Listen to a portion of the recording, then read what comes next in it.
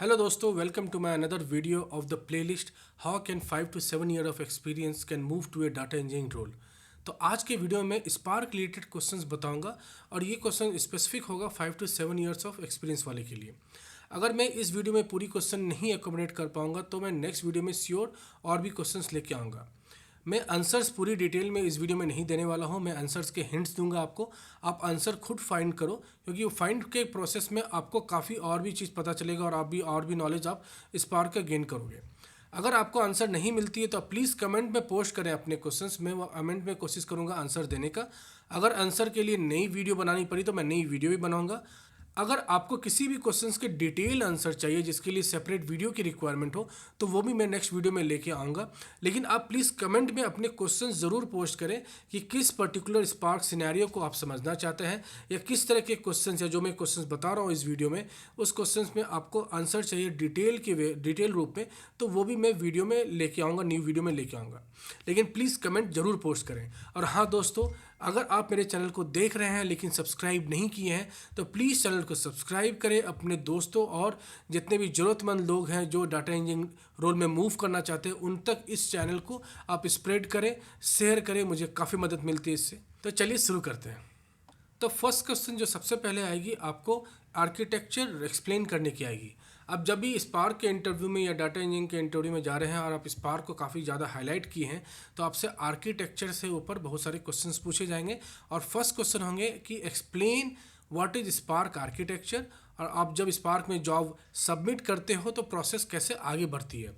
तो इसका आंसर मैंने कई सारे वीडियो में, पिछली वीडियो में बताया है कि आपको स्पार्क आर्किटेक्चर 3 डिफरेंट फेजेस में बताना है कि कंपोनेंट का नाम बताना है, कंपोनेंट को एक्सप्लेन करना है 1 और 2 लाइन में, और फिर आपको समझाना है कि कैसे ये सब कंपोनेंट एक साथ काम करती है। जब आप जॉब सबमिट करते हैं तो कैसे सारे कंपोनेंट मिलके उस जॉब को रन करने या एग्जीक्यूट करने में हेल्प करती है। ये पूरी प्रोसेस आप बता दोगे अराउंड 3 to 5 मिनट्स में तो आपके पूरे स्पार्क आर्किटेक्चर की जो इंट्रोडक्शन है वो पूरी हो जाएगी। सेकेंड इंपॉर्टेंट क्वेश्चन पूछी जा सकती है जॉइंस के रिलेटेड। आपसे पूछे जाएगी कि कितने तरीके के जॉइंस अवेलेबल हैं स्पार्क में। आपसे पूछे जाएंगे कितने तरह के जॉइंस अवेलेबल है, आप कितने तरह के जॉइंस यूज़ किए हुए हैं। और ब्रॉडकास्ट ज्वाइन के ऊपर काफ़ी क्वेश्चंस पूछे जा सकते हैं कि आपसे पूछे जा सकते हैं कि व्हाट इज़ ब्रॉडकास्ट ज्वाइन। आपसे ये भी पूछे जा सकते हैं कि ब्रॉडकास्ट ज्वाइन में क्या अलग है जिसके कारण से परफॉर्मेंस इन्हांस करती है और किस सिनेरियो में ब्रॉडकास्ट ज्वाइन को यूज़ करना चाहिए या नहीं करना चाहिए। इसके साथ साथ ब्रॉडकास्ट ज्वाइन लिखने का सिंटेक्स क्या है, पाइस्पार्क में आप कैसे लिखते हो और स्काला में भी कैसे लिखते हो। अगर आप पाइस्पार्क में जा रहे हैं, जो मैं रिकमेंड करता हूँ वो आपके लिए थोड़ा आसान होगा, तो आप पाइस्पार्क में जाएंगे, वहाँ पे डाटा फ्रेम एपीआई यूज़ करेंगे तो वहाँ पे ब्रॉडकास्ट ज्वाइन आप कैसे लिखते हो वो सिंटेक्स याद करके जाना, ये सिंटेक्स 1-2 प्रैक्टिस करके जाना, क्योंकि कई बार इंटरव्यूअर ये भी चेक करता है कि आपने काम एक्चुअल में किया है क्या नहीं। अगर आप फेस टू फेस इंटरव्यू में जा रहे हैं तो वो मैक्सिमम चांसेस है कि आपसे वो सिंटेक्स लिखा लेगा, या आप अगर ऑनलाइन मोड में भी हैं तो फर्स्ट राउंड में हो सकता है कि स्क्रीन शेयर में आपसे वो सिंटेक्स लिखने को बोलेगा। तो ये हो गया जॉइंस के क्वेश्चन। थर्ड इंपॉर्टेंट क्वेश्चन है रीपार्टीशन। कहने का मतलब स्क्यूनेस के ऊपर कि what is data skewness and in Spark how can you resolve data skewness. तो आपको डाटा स्क्यूनेस समझाना है कि कैसे डाटा पार्टीशन में इक्वली डिस्ट्रीब्यूट नहीं होती है, maybe because of multiple reasons की डिस्ट्रीब्यूटेड नहीं होते हैं, there are multiple reasons for this scenario. तो उस स्क्यूनेस प्रॉब्लम को समझाना है, उसके सॉल्यूशन जो होते हैं रीपार्टीशन एंड कोलैस उसे भी आपको समझाना है। इस दोनों के बीच में डिफरेंस क्या है, प्लस ऑप्टिमाइजेशन में, मेरा कहने का मतलब सफलिंग के रूप में इस दोनों चीज़ के बारे में डिफरेंस क्या है ये आपको बताना है। और फिर आपको थर्ड पॉइंट पे बताना है कि व्हाट इज सॉल्टिंग, कि salting is another way of resolving the skewness of the data. इसके बाद आप ओवरऑल ये बता सकते हो कि बहुत सारे सिनेरियो में इतने सारे चीज़ करने के बाद भी स्क्यूनेस ख़त्म नहीं होती, क्योंकि डाटा का जो की है वही थोड़ा अलग होता है। तो सॉल्टिंग में वो ख़त्म होती है, लेकिन अगर आप सॉल्टिंग नहीं यूज़ करना चाहते हैं then there are multiple ways to do it, like dividing the jobs और जो भी इसके तरीके हैं। आपको अगर स्क्यूनेस में भी अगर डिटेल आंसर चाहिए तो मैं उसके लिए सेपरेट वीडियो लेके आ सकता हूँ। लेकिन 5 to 7 ईयर्स के लिए स्क्यूनेस में आप सिर्फ सफलिंग के रूप में बता दोगे रीपार्टीशन एंड कोलैस के बीच में difference, that will be enough for you. फिर क्वेश्चंस पूछे जाते हैं कि अगर आपके स्पार्क जॉब रन हो रही है, फॉर एग्जांपल ईएमआर में रन हो रही है या ग्लू में रन हो रही है, या आप ऐसे ऑन प्रेमाइस सिस्टम में रन कर रहे हो, क्लाउड में नहीं रन कर रहे हो, अगर स्पार्क सिस्टम फेल होगी तो आप लॉग कहाँ देखते हो। उनका पूछने का मतलब होता है कि आपको पता रहना चाहिए कि लॉग कहाँ पे स्टोर होती है, प्लस उस लॉग में आप कैसे सर्च करते हो इश्यूज़ को, आप क्या देखते हो उस लॉग में जिससे आपको पता चलता है कि यहाँ पे इशू है।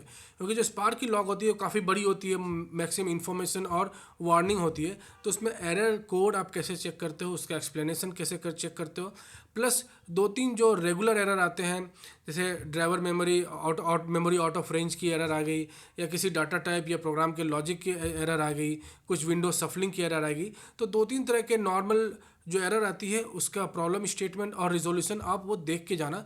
आप वो एग्जाम्पल के साथ इस चीज़ को, सिनेरियो को एक्सप्लेन करोगे और उस एग्जाम्पल को अपने प्रोजेक्ट में ऐड कर लोगे, मैं थियोरेटिकली बोल रहा हूँ, तो वो भी काफ़ी सही रहेगा आपको इस इंटरव्यू के लिए।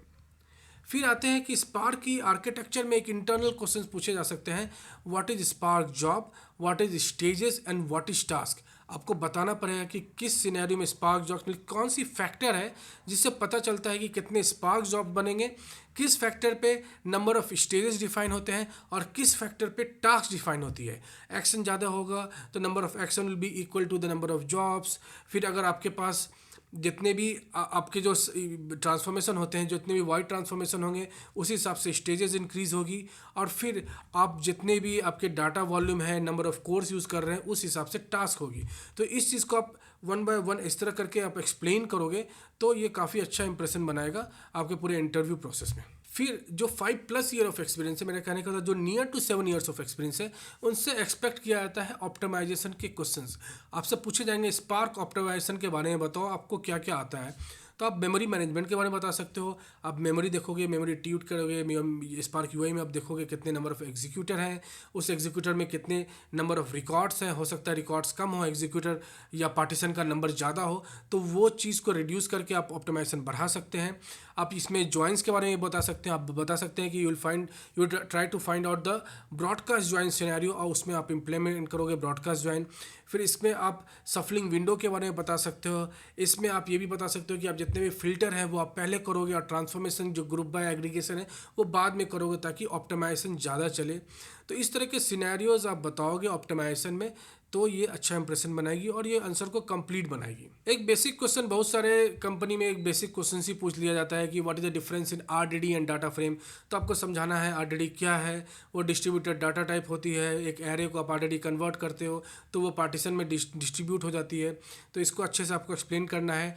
डाटा फ्रेम क्या होती है, आरडीडी प्लस स्कीमा ऐड हो जाती है तो ये डाटा फ्रेम होती है, तो इस चीज़ को भी आपको समझाना है, दोनों की चीज़ को। ये एक बेसिक क्वेश्चन होगा, ये डिसाइडिंग फैक्टर नहीं होगा, लेकिन जस्ट स्टार्टिंग में हो सकता है ये क्वेश्चंस पूछे जाएंगे, ताकि आप इस चीज़ को अगर सही से जवाब दोगे इस क्वेश्चन को, तो आगे नेक्स्ट क्वेश्चन में आप और भी अच्छे कॉन्फिडेंट में जवाब दे सकते हो। फिर नेक्स्ट क्वेश्चन पूछे जा सकते हैं, जब भी आप डाटा रीड करते हो तो उसमें 2 ऑप्शन होती है, इन्फर स्कीमा और फोर्स स्कीमा। तो इस दोनों में ऑप्टिमाइज्ड वे कौन सा है। इन्फर स्कीमा में वो जानने चाहते हैं कि इन्फर स्कीमा में इंटरनली क्या होता है, वो आपको पता है क्या नहीं, कि ये सेट ऑफ डाटा लेके उसका डाटा टाइप भी पता किया जाता है। तो इन्फर स्कीमा ज़्यादा अच्छा है या फोर्स्ड स्कीमा ज़्यादा अच्छा है और क्यों, ये भी आपको आंसर देने पड़ेंगे। फिर आपसे स्टोरेज पे सवाल पूछे जा सकते हैं कि कैसे क्या होती है, परसिस्ट क्या होती है, only persist on memory, memory plus external storage, इस पे कैसे काम किया जाता है, कौन कौन से सिनेरियो में यूज़ की जाती है, तो इस पे भी सवाल पूछे जाएंगे। नेक्स्ट क्वेश्चन पे आते हैं कि आजकल लोग पूछ रहे हैं कि how you will decide the memory parameter. इसका कोई 100% सही आंसर नहीं होता है, लेकिन नियर टू आपकी अप्रोच क्या है वो फाइंड करना चाहते हैं, आपकी अप्रोच सही होनी चाहिए। जैसे for example 50 GB of data है, 50 GB ऑफ फाइल है, तो आपको वॉल्यूम बता दिया गया, फिर आपसे पूछा जाएगा कि इसमें कितने नंबर ऑफ एग्जीक्यूटर रहेंगे। तो आपको ये भी आपको इसमें सोचना पड़ेगा कि पहले आपको पता करना पड़ेगा कि पार्टीशन कितने होंगे।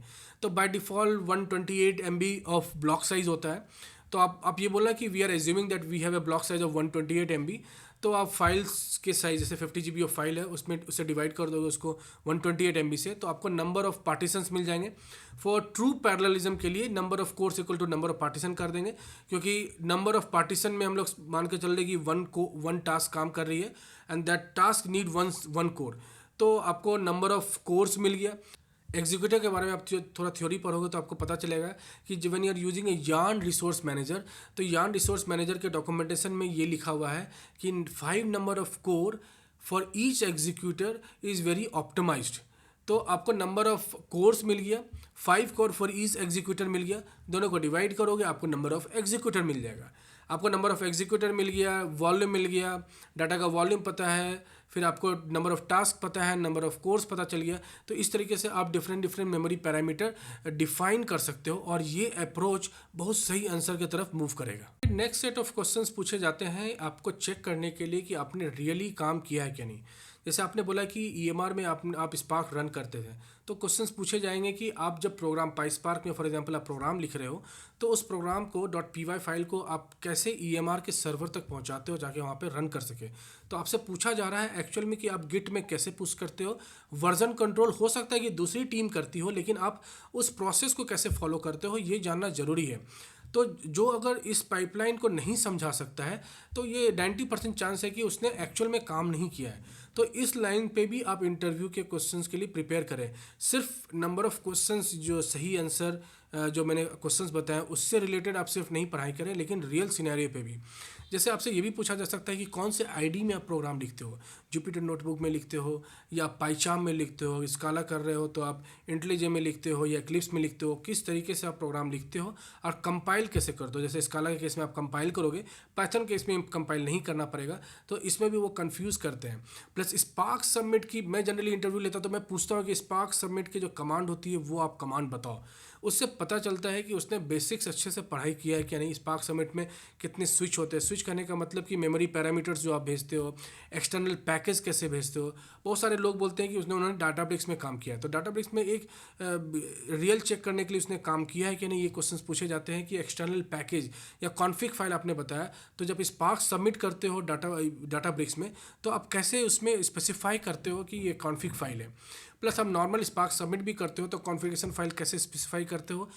आपने इस कॉन्फ़िगरेशन फाइल में वेरिएबल डिफाइन, फॉर एग्जांपल आपने 10 एग्जीक्यूटर को वेरिएबल डिफाइन किया कॉन्फ़िग फाइल में, तो उस वेरिएबल को जब आप मूव करते हो या पास करते हो इन स्पार्क सबमिट, तो उसको प्रोग्राम में, जैसे पाइस्पार्क प्रोग्राम है तो उसमें उस वेरिएबल को कैसे यूज़ करते हो। तो इंटरव्यूअर समझना चाहते हैं कि आपने एक्चुअल में काम किया है क्या नहीं। ये सब क्वेश्चन से पता चल जाता है कि उस बंदे ने सही में काम किया है या नहीं, या किस लेवल तक काम किया है। इसमें मल्टीपल क्वेश्चंस और भी रेज होते हैं, जैसे कि आप जब भी इश्यूज़ आती है तो आप कहाँ पे इश्यूज़ देखते हो। इश्यूज़ में अगर लॉग काफ़ी बड़ी है तो उस लॉग को कैसे आप फाइंड आउट करोगे। अगर 2 दिन पहले का इशू है तो फिर आप लॉग कैसे फाइंड आउट करोगे। इस तरह के चीज़ के लिए रिलेटेड भी क्वेश्चंस पूछे जाते हैं। तो आज की वीडियो के लिए मैं इतने ही क्वेश्चन रखूँगा। ये क्वेश्चन आप अगर प्रिपेयर कर लोगे तो मैक्सिमम चांस है कि आप स्पार्क रिलेटेड इंटरव्यू क्रॉस कर जाओगे। मैं डाटा इंजीनियरिंग रिलेटेड इंटरव्यू नहीं बोल रहा हूँ, 5 to 7 ईयर्स ऑफ एक्सपीरियंस के लिए स्पार्क रिलेटेड आप इंटरव्यू पास कर जाओगे और अच्छे तरीके से पास करोगे। फिर इसके बाद हम लोग नेक्स्ट वीडियो में और भी बहुत सारी जो टॉपिक है AWS से रिलेटेड, पाइस्पार्क से रिलेटेड, इस चीज़ के बारे में डिस्कस करेंगे। लेकिन सबसे इंपॉर्टेंट बात यह है कि मैंने जितने भी क्वेश्चंस बताएं, अगर उस क्वेश्चंस में किसी भी तरह का डाउट है तो प्लीज़ कमेंट में ज़रूर पोस्ट करें। अगर आपको एक सेपरेट वीडियो चाहिए फॉर एनी पर्टिकुलर क्वेश्चंस तो उसे भी ज़रूर कमेंट में पोस्ट करें। अगर आप कमेंट में अपने डाउट पोस्ट नहीं करेंगे तो मुझे पता नहीं चलेगा कि आपको क्या समझ में आ रहा है या नहीं आ रहा है। उसी हिसाब से मैं अपने पूरी ट्रेनिंग मॉडल को चेंज करूँगा। तो आज के लिए दोस्तों इतना ही। Do subscribe to my channel, please help me in sharing the videos to the larger audience. फिर मिलेंगे नई वीडियो के साथ, नई इंटरेस्टिंग चीज़ के साथ। तब तक के लिए अपना ख्याल रखें। Be happy and happy learning.